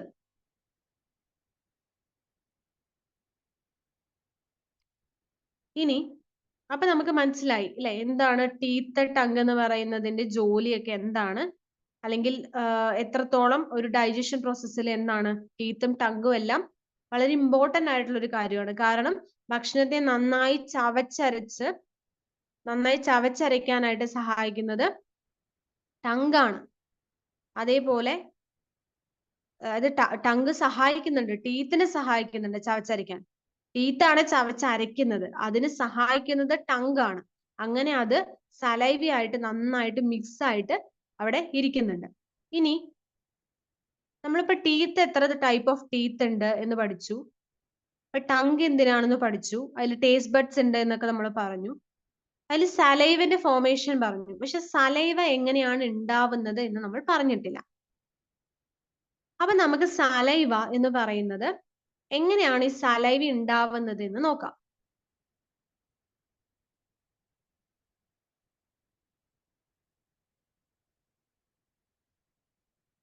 ഓക്കെ, സലൈവ എന്ന് പറയുന്നത് എന്നാണ് ആ സലൈവ എത്രത്തോളം ഡൈജഷന് ഹെൽപ്പ് ചെയ്യുന്നത് നോക്കാം. ഞാൻ ആദ്യം തന്നെ കാണിച്ചൊരു ഫുഡ് ഐറ്റം നിങ്ങൾക്ക് ഓർമ്മയില്ലേ? ഒരു ബിരിയാണി കാണിച്ച സമയം നമ്മുടെ വായിന്ന് വെള്ളം വന്നു അല്ലെ. waters the moment we think of tasty food. ഈ ഒരു ഉമിനീര് എന്ന് പറയുന്നത് എവിടെ നിന്നാണ് വരുന്നത്? ചിത്രത്തിൽ കാണുന്ന പോലെ 3 തരത്തിലുള്ള ഉമിനീർ ഗ്രന്ഥികൾ അല്ലെങ്കിൽ ഗ്ലാൻഡുകൾ നമുക്കുണ്ട്. 3 pairs of salivary glands നമ്മുടെ വായിലുണ്ട്. parotid gland, submandibular gland, sublingual gland. പേരൊന്നും പഠിച്ചു വെക്കണ്ട, ജസ്റ്റ് പറഞ്ഞു എന്നുള്ളൂ. പാരോട്ടോയിഡ്, സബ്മാൻഡിബുലർ, സബ്ലിംഗുലർ 3 പെയറാണ് salivary gland ഉള്ളത്. ഈ salivary gland ആണ് സലൈവ സെക്രീറ്റ് ചെയ്യുക അല്ലെങ്കിൽ ഉമിനീര് സെക്രീറ്റ് ചെയ്യുക. ആ ഉമിനീരിൽ എന്തെല്ലാമാണ് ഉള്ളത്? ആ ഉമിനീരിൽ മ്യൂക്കസ് ഉണ്ട്. വഴുവഴുപ്പുള്ളൊരു ഫ്ലൂയിഡ് ആണ് മ്യൂക്കസ്. നമ്മുടെ മൂക്കിലും ഇൻഡസ്റ്റൈനിലും നമ്മളുടെ സ്റ്റൊമക്കിലും എല്ലാം ലൈൻ ചെയ്യുന്നുണ്ട് മ്യൂക്കസ്. ഒരു വഴുവഴുപ്പുള്ളൊരു ഫ്ലൂയിഡ് ആണ് മ്യൂക്കസ്, അതുണ്ട്. അതേപോലെ ചില എൻസൈമുകൾ ഉണ്ട്, സലൈവറി അമിലേസും അതേപോലെ ലൈസോസൈമും. ലൈസോസൈമും ഉണ്ട്, സാലവറി അമിലേസും ഉണ്ട്. അപ്പൊ 2 എൻസൈമുകൾ ഉണ്ട്, അതേപോലെ മ്യൂക്കസും ഉണ്ട്. മ്യൂക്കസ് ഉണ്ട്, അതേപോലെ സാലവറി അമിലേസ് ആൻഡ് ലൈസോസൈം എന്ന് പറയുന്ന 2 എൻസൈമുകളും ഇവിടെ കാണാനായിട്ട് സാധിക്കും. മ്യൂക്കസിന്റെ ജോലി എന്താണ്? മ്യൂക്കസ് നമ്മൾ പറഞ്ഞു വഴുവഴുപ്പുള്ള ഒരു ഫ്ലൂയിഡ് ആണെന്ന് അല്ലെ. അപ്പൊ വഴുവഴുപ്പുള്ള ഫ്ലൂയിഡ് ഈ ഭക്ഷണത്തെ എളുപ്പത്തിൽ നമുക്ക് വിഴുങ്ങാൻ പാകത്തിന് അതിനെ നല്ല പോലെ സ്ലൈമി ആക്കി മാറ്റുന്നു, അല്ലെങ്കിൽ നല്ല വഴുവഴുപ്പുള്ളതാക്കി മാറ്റുന്നു. അപ്പോൾ അത് എളുപ്പത്തിൽ എന്ത് ചെയ്യാൻ പറ്റും? നമുക്ക് വിഴുങ്ങാനായി സാധിക്കുന്നു. ഇനി ലൈസോസൈം ആണെങ്കിൽ, ലൈസോസൈം നമ്മൾ ഭക്ഷണം കഴിക്കുന്ന എല്ലാ ഭക്ഷണവും എന്താണ്, അതിൽ ചിലപ്പോൾ ചില അണുക്കളെല്ലാം ഉണ്ടാവും അല്ലെ. ചില അണുക്കളൊക്കെ ഉണ്ടാവും. അതായത് നിങ്ങളിപ്പോ എവിടെയെങ്കിലും യാത്ര ചെയ്യുന്ന സമയത്ത് നിങ്ങൾ എവിടെയെങ്കിലും യാത്ര ചെയ്യുമ്പോൾ എന്താണ്, ഇപ്പൊ ബസ്സിലോ അല്ലെങ്കിലൊക്കെ യാത്ര ചെയ്യുന്ന സമയത്ത് അവിടെ കമ്പിയിലോ മറ്റോ ഒക്കെ പിടിച്ചു കഴിഞ്ഞിട്ട് നേരെ വീട്ടിലേക്ക് വരുന്നു, ഓർമ്മയില്ല, കൈ കഴുകാൻ ഓർമ്മയില്ലാതെ പെട്ടെന്ന് എന്തോ ഒരു ഭക്ഷണ സാധനം എടുത്ത് കഴിച്ചു. പിന്നീടാണ് ആലോചിച്ചത്, അയ്യോ ഞാൻ ഇത്ര നേരം യാത്ര ചെയ്ത് വന്നതാണ് അല്ലെ, മറ്റും കമ്പിയിലും എല്ലാം പിടിച്ചിട്ടുണ്ട്, അപ്പൊ അവിടുത്തെ അണുക്കളെല്ലാം എന്റെ കയ്യിലുണ്ട് എന്നുള്ളത് പിന്നീടാണ് ആലോചിക്കുന്നത്. പെട്ടെന്ന് തന്നെ ഭക്ഷണ സാധനം എടുത്ത് കഴിക്കുകയും ചെയ്തു. അപ്പൊ അതിലുണ്ടാവുന്ന അണുക്കൾ എന്ന് പറയുന്നത് നമ്മുടെ ഭക്ഷണത്തിലെ ആ അണുക്കളെയെല്ലാം കൊല്ലാനായിട്ട് ഹെൽപ്പ് ചെയ്യുന്ന ഒരു എൻസൈമാണ് ലൈസോസൈം എന്ന് പറയുന്നത്. അപ്പൊ ആ ഭക്ഷണത്തിലുള്ള ജേംസിനെ എല്ലാം കൊല്ലാൻ സഹായിക്കുന്ന ഒരു എൻസൈമാണ് ലൈസോസൈം. മ്യൂക്കസ് എന്ത് ചെയ്യുന്നു? ഈ ഭക്ഷണത്തെ നല്ല വഴുവഴുപ്പുള്ളതാക്കുന്നു. ലൈസോസൈം എന്ന് പറയുന്നത് നമ്മൾ കഴിക്കുന്ന ഭക്ഷണത്തിലുള്ള അണുക്കളെ കൊല്ലാൻ സഹായിക്കുന്നു. ഇനി സലൈവറി അമിലേസ്. സലൈവറി അമിലേസ് എന്തിനാണ്? സലൈവറി അമിലേസ് എന്ന് പറയുന്നത് നമ്മൾ കഴിക്കുന്ന ഭക്ഷണത്തിലെ സ്റ്റാർച്ച് മാൾട്ടോസ് ആക്കി മാറ്റുന്നു. കുറച്ച് ചോറെടുത്തിട്ട് വെറും, അതായത് കറികളൊന്നുമില്ലാതെ വെറുതെ ചോറെടുത്ത് കുറച്ചിങ്ങനെ ചവച്ചു നോക്കുക. കുറച്ചു നേരം ചവച്ചു കഴിയുമ്പോൾ നിങ്ങൾക്ക് ചെറിയൊരു മധുരം ഫീൽ ചെയ്യും. അത് കാരണം എന്താണ്? മാൾട്ടോസ് ആയിട്ട് അത് മാറുകയാണ്. മാൾട്ടോസ് ആയി മാറുന്ന സമയത്താണ് അത് എന്താണ്, ഒരു മധുരം. മാൾട്ടോസ് എന്ന് പറയുന്നത് ഷുഗർ ആണ്, ഒരു ഫോം ഓഫ് ഷുഗർ ആണ് മാൾട്ടോസ് എന്ന് പറയുന്നത്. സ്റ്റാർച്ച് സിംപ്ലസ്റ്റ് ഷുഗേഴ്സ് ആയിട്ടാണ് കൺവേർട്ട് ചെയ്യേണ്ടത്. അപ്പോ മാൾട്ടോസ് എന്ന് പറയുന്നതായിട്ട് സ്റ്റാർച്ചിനെ കൺവേർട്ട് ചെയ്തു. അതുകൊണ്ട് നമുക്ക് ഭക്ഷണം ഇങ്ങനെ വെറുതെ ചോറെടുത്ത് വായിലിട്ട് നമ്മൾ കുറച്ച് ചവയ്ക്കുന്ന സമയത്ത് നമുക്കൊരു മധുരം ഫീൽ ചെയ്യാനായിട്ട് സാധിക്കുന്നു. അപ്പൊ ഇതാണ് സലൈവ എന്ന് പറയുന്നത് ഡൈജഷനിൽ ഉള്ള അതിന്റെ പങ്ക് എന്ന് പറയുന്നത്. അപ്പൊ ടീത്ത് ആണെങ്കിൽ നന്നായി മാസ്റ്റിക്കേറ്റ് ചെയ്യുന്നു, ആ പല്ലുകൾ ഉപയോഗിച്ച് നമ്മൾ നന്നായി മാസ്റ്റിക്കേറ്റ് ചെയ്യുന്നു. ടങ് അതിനെ ഹെൽപ്പ് ചെയ്യുന്നു. അതേപോലെ നമ്മൾ ടേസ്റ്റ് ബഡ്സ് ടേസ്റ്റ് നൽകുന്നു.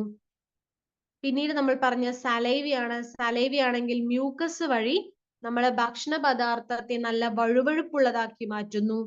എൻസൈമുകളായിട്ടുള്ള സലൈവറി അമിലേസ് എന്ന് പറയുന്നത് സ്റ്റാർച്ചിനെ മാൾട്ടോസ് ആക്കി മാറ്റുന്നു. ലൈസോസൈം നമ്മുടെ ഭക്ഷണത്തിലുള്ള അണുക്കളെയെല്ലാം നശിപ്പിക്കുകയും ചെയ്യുന്നു. ഇതാണ് സലൈവ ചെയ്യുന്ന ജോലികൾ എന്ന് പറയുന്നത്. ഓക്കെ, ഇതാണ് സലൈവ ഡൈജഷനുള്ള സലൈവയ്ക്കുള്ള പങ്ക്. അപ്പൊ നമ്മുടെ ഭക്ഷണം ഇപ്പൊ എവിടെയാണ്? ഇപ്പോഴും നമ്മുടെ ഭക്ഷണം വായിൽ തന്നെ നിൽക്കുകയാണ് അല്ലെ? വായിൽ തന്നെ നിൽക്കുകയാണ്. അവിടുത്തെ പല്ലിന്റെയും നാക്കിന്റെയും സലൈവയുടെയും പങ്ക് എന്താണ് എന്നാണ് നമ്മൾ പറഞ്ഞത്. ഇനി നമ്മുടെ ഭക്ഷണത്തെ നമുക്ക് ഈസോഫാഗസിലേക്ക് വിടാം. അതിനു മുൻപ് ഞാനൊരു പറഞ്ഞൊരു ഭാഗമാണ് ഫാരിൻസ്.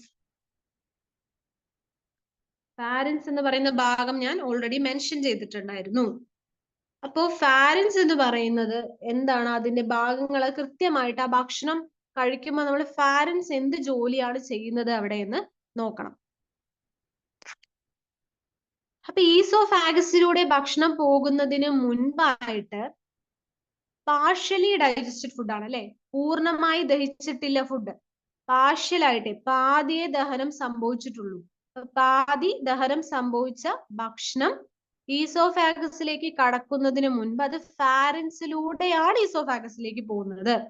നമുക്കറിയാം ട്രക്കിയും ഫാരിൻസിൽ നിന്നാണ് തുടങ്ങുന്നത്. ട്രക്കിയ തുടങ്ങുന്നതും ഫാരിൻസിൽ നിന്നാണ്. അതേപോലെ തന്നെ ഈസോഫാഗസ് എന്ന് പറയുന്നതും ഫാരിൻസ് കഴിഞ്ഞിട്ടാണ് ഈസോഫാഗസ് ഉള്ളത്. നമുക്കതിന്റെ ചിത്രം ഒന്ന് നോക്കാം.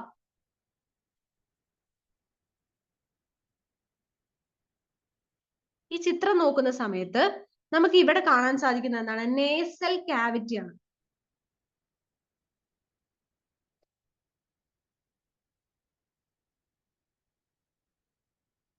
നേസൽ ക്യാവിറ്റി, ഇതാണ് നേസൽ ക്യാവിറ്റി. ഇത് കഴിഞ്ഞു വരുന്ന ഭാഗങ്ങളുണ്ടല്ലോ, അതായത് അത് കഴിഞ്ഞിട്ടുള്ള ഈ നീല പോർഷൻ, ഈ നീലയായിട്ട് മാർക്ക് ചെയ്തത്, അതേപോലെ ഈ പച്ചയായിട്ട് മാർക്ക് ചെയ്തത് എല്ലാം എന്താണ്? ഫാരിൻസ് എന്ന് പറയുന്ന ഭാഗമാണ്. അതിന്റെ പേര് സെപ്പറേറ്റ് ആയിട്ട് കൊടുത്തിട്ടുണ്ട്. അത് നമുക്ക് പഠിക്കേണ്ട ആവശ്യമില്ല. നാസോഫാരിൻസ് എന്ന് പറയുന്ന നേസൽ ക്യാവിറ്റി കഴിഞ്ഞു വരുന്ന ഫാരിൻസിന്റെ ഭാഗമായതുകൊണ്ട് നാസോഫാരിൻസ്, പിന്നെ ഓർഫാരിൻസ്, പിന്നെ ഹൈപ്പോഫാരിൻസ് എന്ന് പറഞ്ഞ് കൊടുത്തിട്ടുണ്ട്. അതൊന്നും പഠിക്കണ്ട. ജസ്റ്റ് ഈ ഭാഗമാണ് ഫാരിൻസ് എന്ന് പറയുന്നത് എന്ന് മാത്രം ഓർത്താൽ മതി. ഈ ഫാരിൻസ് കഴിഞ്ഞു വരുന്ന ഈ ഭാഗമില്ലേ, ആ ഭാഗമാണ് എന്ത്? ഈസോഫാഗസ് എന്ന് അവിടെ കൊടുത്തിട്ടുണ്ട് അല്ലെ? ഫാരിൻസ് കഴിഞ്ഞു വരുന്ന തൊട്ട് താഴെയായിട്ടുള്ള ഭാഗമാണ് ഈസോഫാഗസ്. അതേപോലെ തന്നെ ഫാരിൻസിന്റെ, അതായത് ഈസോഫാഗസിന്റെ തൊട്ട് മുൻപിലാണ് ട്രക്കിയ എന്ന് നമ്മൾ പറഞ്ഞു. ട്രക്കിയ നമുക്ക് അവിടെ കാണാൻ പറ്റുന്നുണ്ട് അല്ലെ? ഫാരിൻസിന്റെ താഴെയായിട്ട് തന്നെ നമുക്ക് ട്രക്കിയും കാണാൻ സാധിക്കുന്നുണ്ട്. ട്രക്കിയന്റെ മേലെ ഫ്രണ്ടിൽ കണ്ടോ നിങ്ങൾ? ട്രക്കിയന്റെ ഫ്രണ്ടിൽ എന്താ ഉള്ളത്? ലാരിൻസ് എന്ന് പറയുന്ന വോയിസ് ബോക്സ്. നമ്മുടെ ശബ്ദം വരുന്നത് ലാരിൻസിലൂടെയാണ്. ഈ ലാരിൻസിലാണ് ലാരിൻസില് ചെറിയൊരു സ്ലിറ്റ് ഉണ്ട്. അതായത് ലാരിൻസിൽ ചെറിയൊരു ഗ്യാപ്പ് ഉണ്ട് ഇടയില്. ആ ഗ്യാപ്പിലൂടെ എയർ കടക്കുമ്പോഴാണ് നമുക്ക് ശബ്ദം വരുന്നത് എന്നൊക്കെയാണ് പറയുന്നത്. സോ അത് ജസ്റ്റ് പറഞ്ഞു എന്നേ ഉള്ളൂ. അതിൽ മെൻഷൻ ഒന്നും ചെയ്യുന്നില്ല. ലാരിൻസ് എന്ന് പറയുന്നത് നമ്മുടെ സൗണ്ട് ബോക്സ് എന്നറിയപ്പെടുന്നത്, അല്ലെങ്കിൽ ശബ്ദം വരുന്നത് ലാരിൻസിലൂടെയാണ്. അല്ലെങ്കിൽ ലാരിൻസ് ആണ് സൗണ്ട് പ്രൊഡ്യൂസ് ചെയ്യുന്നത്. അപ്പോ ട്രക്കിയയും ഈസോഫാഗസ് എന്ന് പറയുന്നത് രണ്ടും എന്താണ്? ഫാരിൻസിൽ നിന്നുമാണ് തുടങ്ങുന്നത്. Okay, trachea and both oesophagus begins from the pharynx. അപ്പൊ ഫാരിൻസിന്റെ ഒരു പൊസിഷൻ എവിടെയാണ്? ആ ഭാഗം ഏതാണ് എന്ന് നമുക്ക് മനസ്സിലാക്കണം. ഇതാണ് ഇപ്പോ ഫാരിൻസ് എന്ന് പറയുന്നത്.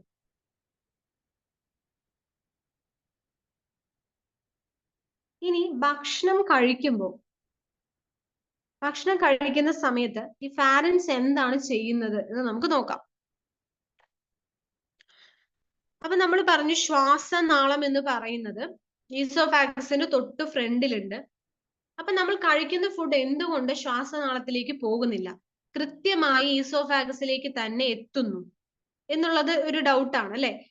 ഈസോഫാഗസിൽ എത്താതെ ശ്വാസനാളത്തിൽ അത് ഭക്ഷണം പോയാൽ നമ്മൾ അടയ്ക്കൂല്ലേ? നമ്മൾ ചിലപ്പോ ഭക്ഷണം കഴിക്കുന്ന സമയത്ത് പെട്ടെന്ന് അടച്ചു കഴിഞ്ഞാൽ എന്താ സംഭവിക്കുക? ചിലവർ അത് മരിച്ചു പോകുന്ന ഒരു ഘട്ടത്തിലേക്ക് വരെ അല്ലെ, മരണത്തിലേക്ക് വരെ അത് നയിക്കുന്ന ചില സിറ്റുവേഷൻസ് നമ്മൾ പേപ്പറിലും മറ്റുമായിട്ട് നമ്മൾ കേട്ടിട്ടും ഒക്കെ ഉണ്ട്. ഭക്ഷണം കഴിച്ചു, പെട്ടെന്ന് അത് ഭക്ഷണം അടച്ചു, അത് ശ്വാസനാളത്തിലേക്ക് പോയി, അങ്ങനെ എന്ത് സംഭവിക്കുന്നത്? ആള് മരിച്ചു പോകുന്ന ഒരു അവസ്ഥയിലേക്ക് വരെ എത്തുന്നുണ്ട്. അതുകൊണ്ടാണ് ഭക്ഷണം കഴിക്കുമ്പോൾ സംസാരിക്കരുത് എന്നൊക്കെ നമ്മൾ പറയുന്നത്. അപ്പോ കൃത്യമായി ഈസോഫാഗസിലേക്ക് എങ്ങനെയാണ് ട്രക്കിയിലേക്ക് എൻ്റർ ചെയ്യാതെ എത്തുന്നത് എന്ന് നമുക്ക് നോക്കാം.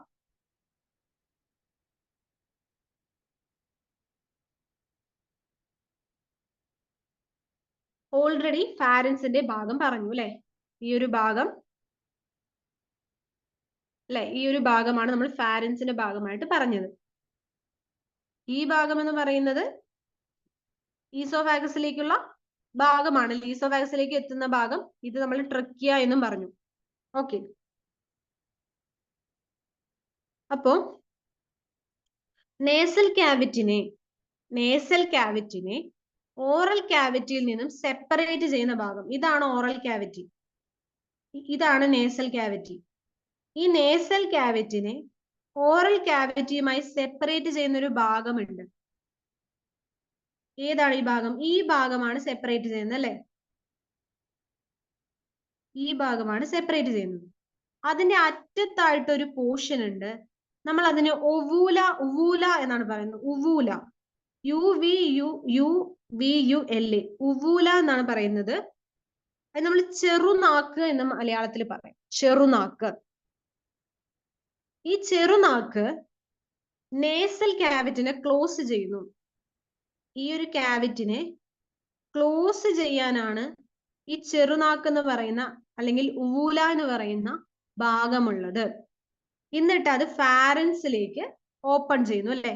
ഈ ഒരു ഫാരൻസ് എന്ന് പറയുന്ന ഭാഗത്തിലേക്ക് നേസൽ ക്യാവിറ്റിനെ ക്ലോസ് ചെയ്ത് ഫാരൻസ് എന്ന് പറയുന്ന ഭാഗത്തിലേക്ക് അത് തുറക്കുന്നു.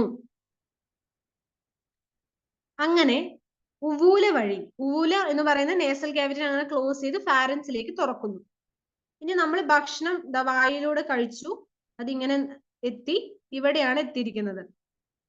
അപ്പോ നാക്കിന്റെ ഏറ്റവും ബാക്കിലായിട്ട് ഒരു പോർഷൻ ഉണ്ട്. നാക്കിന്റെ ഏറ്റവും ബാക്കിൽ posterior part of the tongue. Okay, അത് എന്താണ് ചെയ്യുന്നത്? അത് കറക്റ്റ് ആയിട്ട് ഈസോഫാഗസിലേക്ക് ഭക്ഷണത്തെ കൊണ്ടെത്തിക്കുന്നുണ്ട്.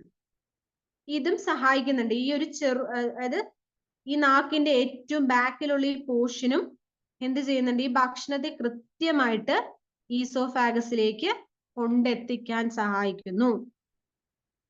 അതിനു മുൻപായിട്ട് നിങ്ങൾക്ക് ഇവിടെ ഒരു ചെറിയൊരു പോർഷൻ കാണാൻ പറ്റുന്നില്ലേ?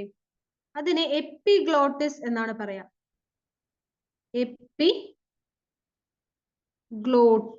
എപ്പിഗ്ലോട്ടിസ് എന്നാണ് പറയാ. എപ്പിഗ്ലോട്ടിസ്. ഓക്കെ, എപ്പിഗ്ലോട്ടിസ് എന്ന് പറയുന്ന ഒരു അടപ്പാണ്. അതായത് നമ്മൾ പറഞ്ഞു ട്രക്കിയ എന്നല്ലേ? ഇതാണ് ട്രക്കിയ. അപ്പൊ ഈ ട്രക്കിയയിലേക്ക് ഫുഡ് കടക്കുന്നതിനെ കടക്കാതിരിക്കാനായിട്ട് ഒരു അടപ്പ് വേണമല്ലോ, അതിനെ മൂടാനായിട്ട് അല്ലെ? ട്രക്കിയയിലേക്ക് ഭക്ഷണം പോവാതിരിക്കാൻ അതിനെ അടയ്ക്കാൻ വേണ്ടിയിട്ടുള്ള ഒരു അടപ്പാണ് എന്ത്? എപ്പിഗ്ലോട്ടിസ് എന്ന് പറയുന്നത്. അപ്പൊ ട്രക്കിയ എന്ന് പറയുന്നത് ഈ ഭക്ഷണം വരുന്ന സമയത്ത് ട്രക്കിയ ഇത്തിരി പൊങ്ങും, അതായത് റൈസസ് അപ്പ്. അത് കുറച്ച് മേലോട്ട് പൊങ്ങിയിട്ട് എന്ത് സംഭവിക്കുന്നു? അത് ആ ഒരു എപ്പിഗ്ലോട്ടിസ് എന്ന് പറയുന്ന ഭാഗം വെച്ച് അത് കവർ ചെയ്യുന്നു. ആ കവർ ചെയ്യുന്ന സമയത്ത് എന്താ സംഭവിക്കുക? ഈ ഭക്ഷണം ഇതിലോട്ട് പോവില്ല, മറിച്ച് ആ ഭക്ഷണം എവിടേക്ക് വരുന്നു? നേരെ ഈസോഫാഗസിലേക്ക് പോകുന്നു.